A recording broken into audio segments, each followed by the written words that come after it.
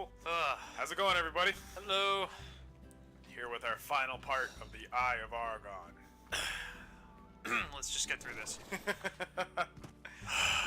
Part 6. Chapter 7. With wobbling knees and swimming head, the priest that had lapsed into an epileptic seizure rose unsteadily to his feet. While enacting his choking fit in writhing agony, the shaman was overlooked by Grigner. The barbarian had mistaken the seizure for the death throes of the acolyte, allowing the priest to avoid his stinging blade. Is he a priest or an acolyte? Those are different ranks. What's going on here? The sight that met the priest's inflamed eyes... Inflamed eyes? He spells inflamed like swollen, not inflamed as in on fire. That starts with an E, Jim. The sight that met the priest's inflamed eyes nearly... which might actually be, now that I think about it, nearly served to sprawl him upon the floor once more. The sacrificial sat it grim. Sat in... I get it. Okay, the sacrificial sat it grim, blood-spattered silence all around him. Broken only by the occasional yelps and howls of the maimed and butchered fellows. Above his head rose the hideous idol, its empty socket holding the shaman's eye-furbished, infuriated gaze. Well then. His eyes turned to a stony glaze when he realized, with the realization of the pillage and blasphemy. Due to his high susceptibility following the seizure, the priest was transformed into a raving maniac bent solely upon wreaking vengeance. With lips curled and quivering, a crust of foam dripping from them. Crust is hard. Crust of foam dripping from them, the acolyte drew a long, wicked-looking, jewel-hilted scimitar from his silver girdle and fled through the aperture in the ceiling, uttering a faintly perceptible ceremonial gibberish.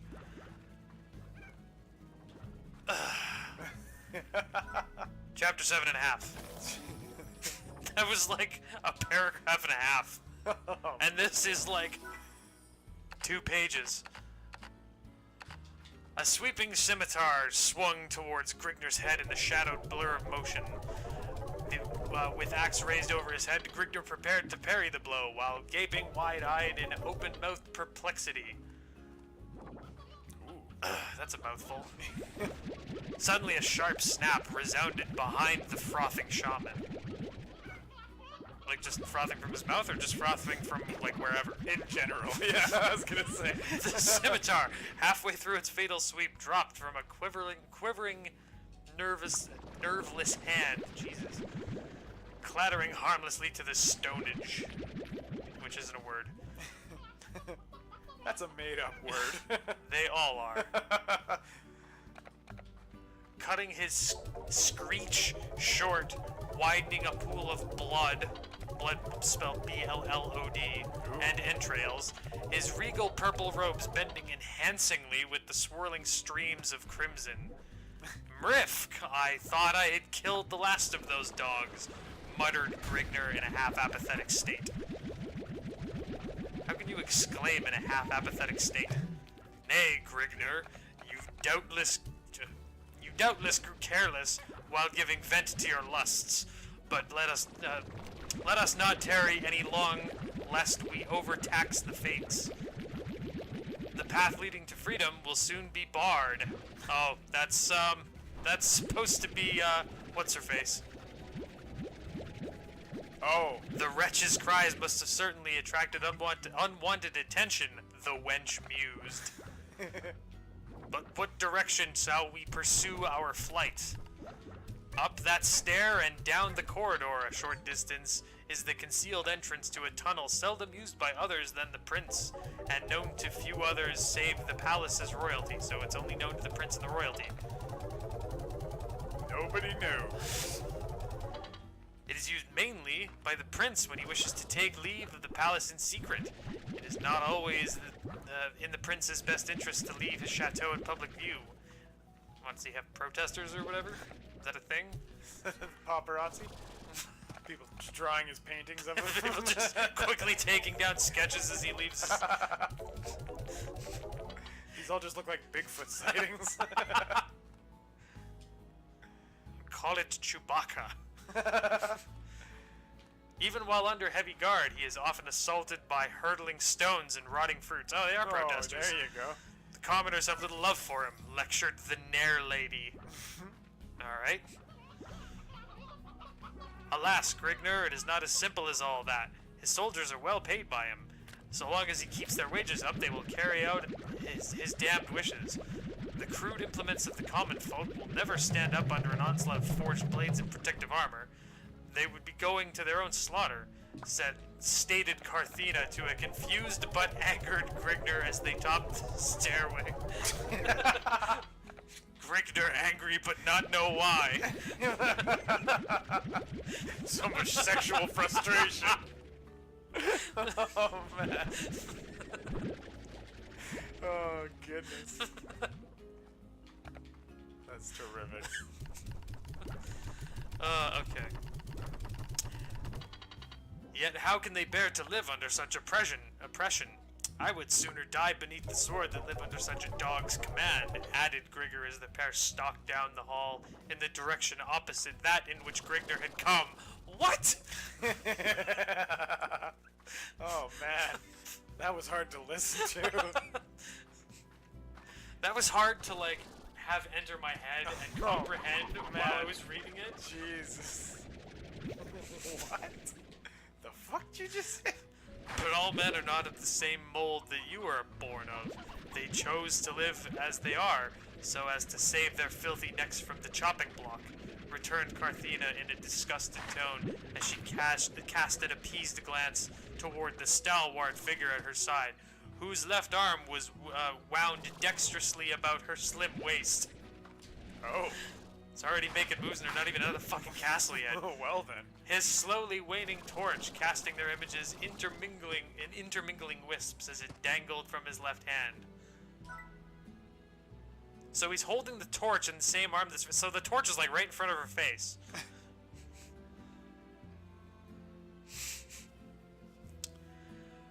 Presently, Carthena came upon the panel, concealed amongst the other granite slabs and discernible only by the burned-out crescent above it. As I pushed the crescent aside, pushed the panel inwards. Carthena motioned to the panel as she was referring to the twisted crescent in the counterclockwise motion. Wow. Yeah, wow. Wow is right. Just reading that sentence back, and there's a lot of unnecessary words. Grigner braced his right shoulder against the walling. That's not a word either. Concentrating the force of his bulk against it. The slab gradually swung inward with slight grating sound. So if it takes him that much effort to open the fucking door, how does it get... Yeah, he sounds like a fucking pretty big dude. Yeah. Well, didn't they mention he was like 7 foot something? I'm pretty sure that sounds, yeah. Carthena stooped beneath Grigner's corded arms and crawled upon all fours into the passage beyond. Okay, if the prince tries to get out this way, wouldn't he want a doorway that's big enough that he could walk through? He doesn't have to crawl like a fucking peasant. And that he could open, like... Yeah, and that he could open himself. This is really weird. This is a weird castle. How do I open the door? You better hope somebody big and strong is waiting to open it for you. Winding before the pair was a dark, musty tunnel, exhibiting tangled spiderwebs from its ceiling to wall and an oozing, sickly slime running lazily upon its floor. Hanging from the chipped wall upon Grigner's right side was a half-moldered corpse. Its gray, flacking arms held in place by rusty iron manacles. Carthena flinched back into Grigner's arms at sight of the leering set in an ugly, distorted grimace, staring horribly at her from hollow, gaping sockets. Oh, God. This alcove must also be used by Agaphim as a torture chamber. Whoa. Torture chamber slash hallway. Kinky. I wonder how many of his enemies have disappeared into these haunts, never to be heard from again, pondered the hulking brute. After he was just confused, but didn't know why, or after he was just angry, but didn't know why. This is the second time they said that. Yeah. Well, no, that was my addition. Right, He's what like- you were saying, but he was thinking about he said things. something right, similar, yes. Let us flee before we are also caught within Agaphim's ghastly clutches. The exit from this tunnel cannot be very far from here, said Carthena with a slight sob to her voice, as she sagged in Grignor's encompassing embrace.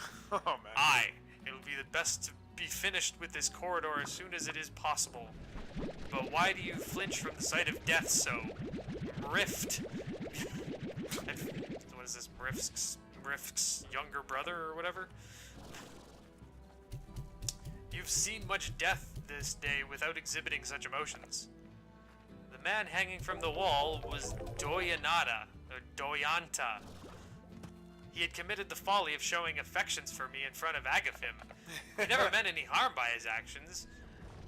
At this, Carthena broke into a slow, steady whimpering, chalking her voice with gasps and sobs. There was never anything between us, yet Agaphim did this to him. The beast! The beast! May the demons of hell's deepest haunts claw away at his wretched flesh for this merciless act. I detected that you felt more for this fellow than you wished to let on. But enough of this. We can talk of such matters after we are once more free to do so. I mean, doesn't sound like anybody's following you. With this, Grignor lifted the grieved female to her feet and strode onward down the corridor, supporting the bulk of her weight with his surging left arm. Surging left arm. Surging. Look at my vein, it's just fucking surging. Presently, a dim light was perceptibly filtering into the tunnel, casting a dim reddish hue upon the moldy wall of passage's grim confines. Carthena had ceased her whimpering and partially regained her composure. The tunnel's ending must be near. Rays of sunlight are beginning to seep into. Grignor clammied his right hand over Carthena's mouth, and with a slight struggle pulled her over to the shadows at the right hand wall of the path, while at the same time thrusting his torch beneath an overhanging stone to smother its flickering rays. Be silent. I can hear footfalls approaching through the tunnel, growled Grignor in a hushed tone. How do you growl and whisper at the same time? All that you hear are those horses corralled at the far end of the tunnel. As a further sign, we are nearing our goal, she stated with an exclamation mark at the end. She stated. She stated! All that you hear is less than I hear. I heard footsteps coming towards us. Silence yourself that we may find out whom we are being brought into contact with. I doubt any would have thought as yet of searching this passage for us.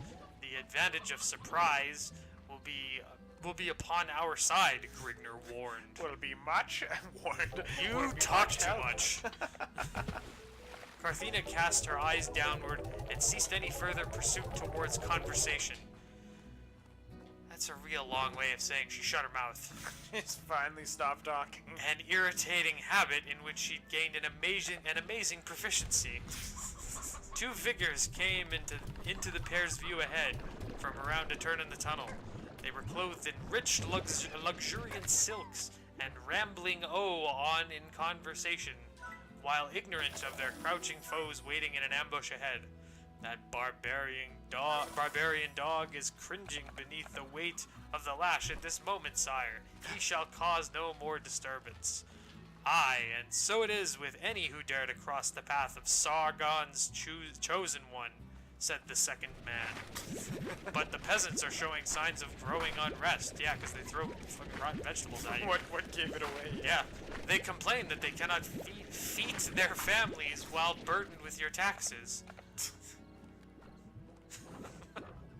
Fucking taxes. Can't allow me to feed my family. Can't give them a good kicking they deserve. can't afford my discipline shoes. Look what you've done. I shall teach those sluts the meaning of humility. Jesus. Order an immediate increase upon their taxes. They dare to question my sovereign authority? Ha ha!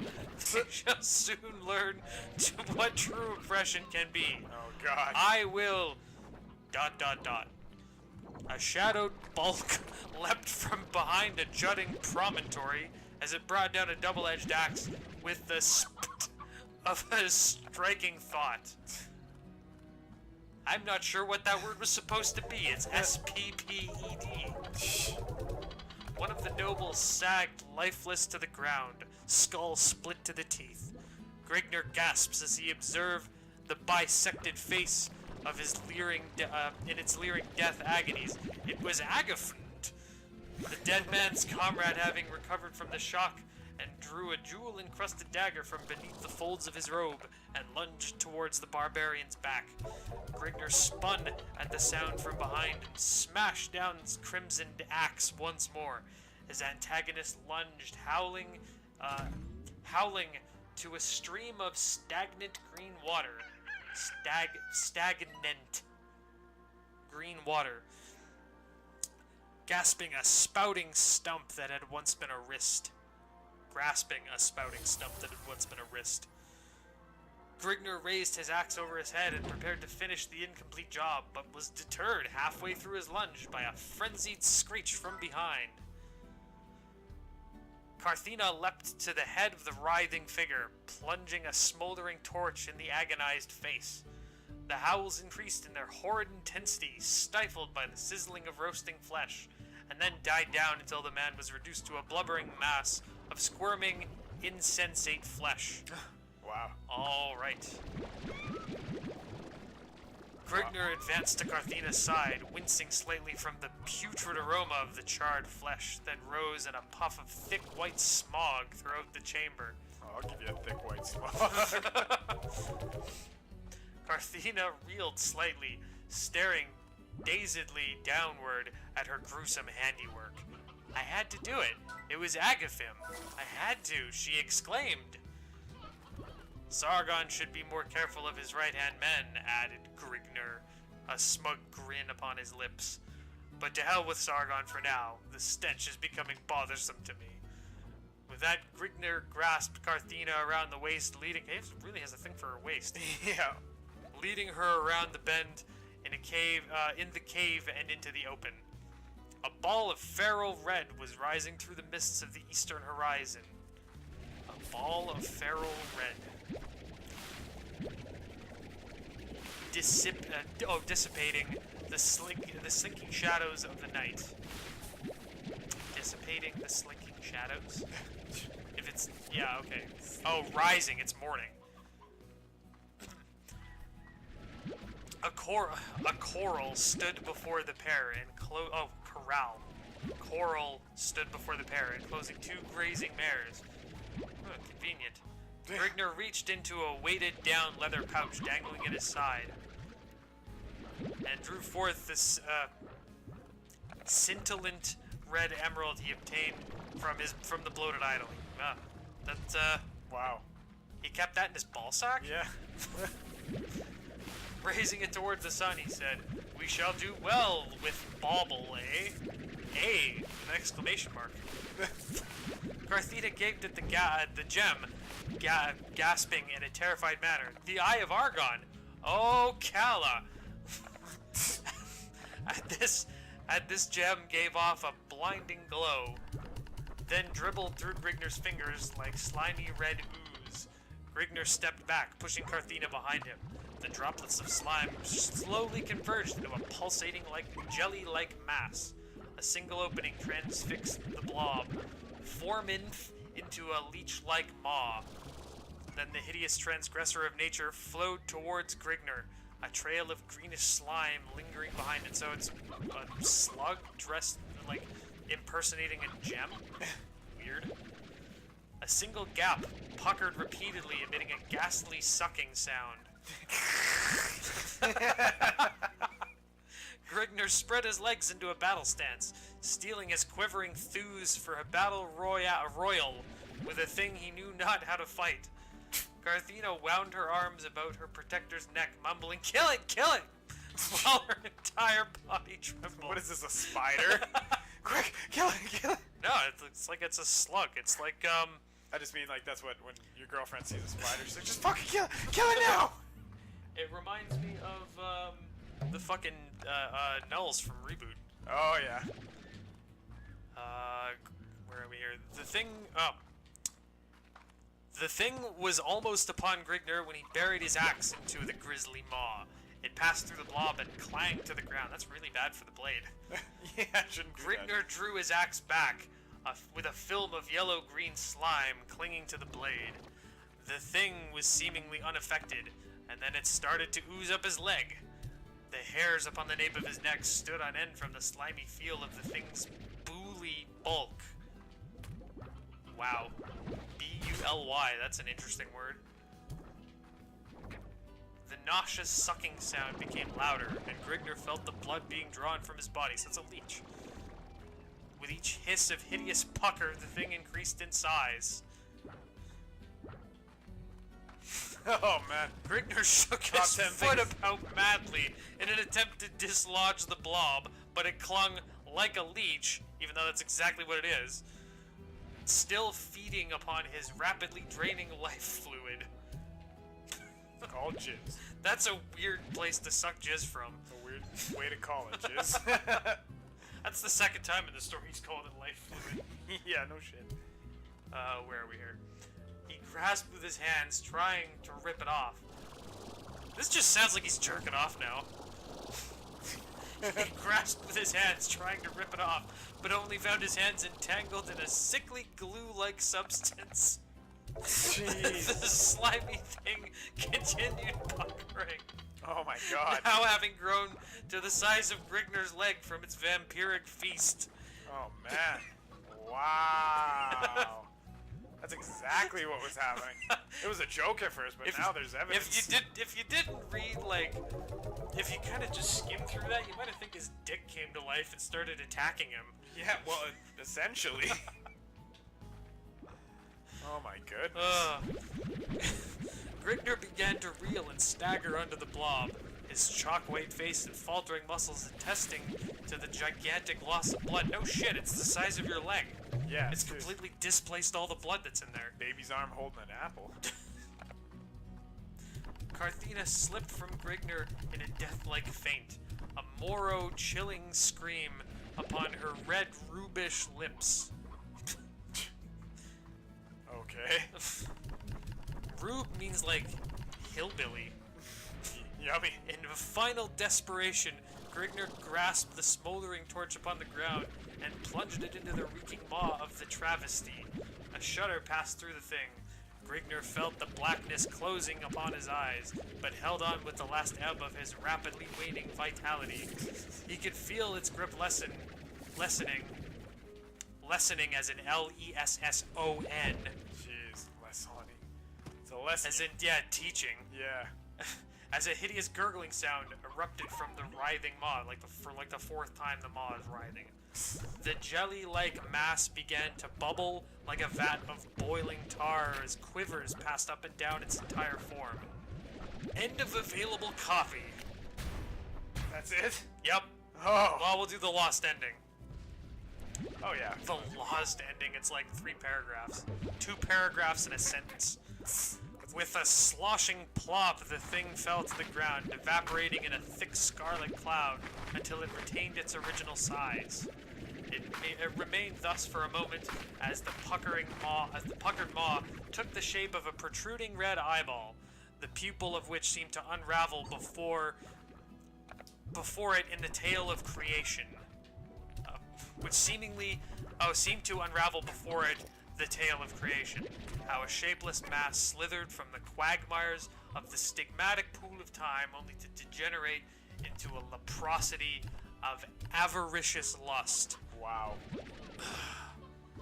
In that fleeting moment, the grim mystery of life was revealed before Grigner's ensnared gaze. The eyeballs glared Yeah, the eyeballs without the apostrophe. Glare turned to a sudden plea of mercy, a plea for the whole of humanity. Then the blob began to quiver with violent convulsions. The eyeball shattered into 1,000 tiny fragments and evaporated in a curling wisp of scarlet mist. So much scarlet. The very ground below the thing began to vibrate and swallow it up with a belch. The thing was gone forever. All that remained was a dark red blotch upon the face of the earth, blotching things up. Oh, come on. That's Shit. like intentional. Did you know, blotching it up. What are you doing? Blotching, bro. Shaking his head, his shaggy mane to clear the jumbled fragments of his mind. Grigner tossed the limp female over his shoulder, mounting one of the disgruntled mares and leading the other. The weary, scarred barbarian truded slowly off into the horizon to become a tiny pinpoint in a filtered, filed of swirling blue mists, leaving the nobles, soldiers, and peasants to replace the missing monarch. Long live the king!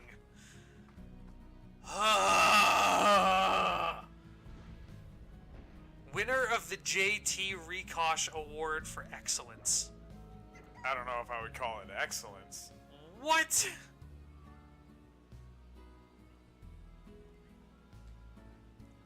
Wow. Okay.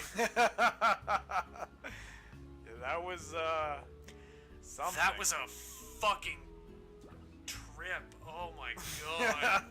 That was a journey. I am not at all upset to be finished with that bullshit. That was a journey. Yeah, that took us somewhere. Oh. Holy fuck. Oh god. Oof, I was just zoning out. If anybody wants to fucking like purposefully kill their brain cells, don't drink. Fucking read this bullshit. That'll do it. Yeah, I've lost a couple IQ points. Oh god. What's our time? 27 minutes and 27 seconds. Ah, that's eerie. That's not bad. Oh, all right. So, dear God, thank Christ we're finished. the next Sunday we'll do something different. We'll do something exciting. Yeah, a little spicier. Not at all an insult to intelligence. we're done doing that for now, at least. Well, no, I keep hinting towards like Overcooked and Call of Duty. Those both of which are completely devoid of intelligence. Oh well, they're better than this. They're a step up from. They're a step up from the Eye of Argon. All right. Absolutely. We'll tune in next time, everybody. Thanks for watching.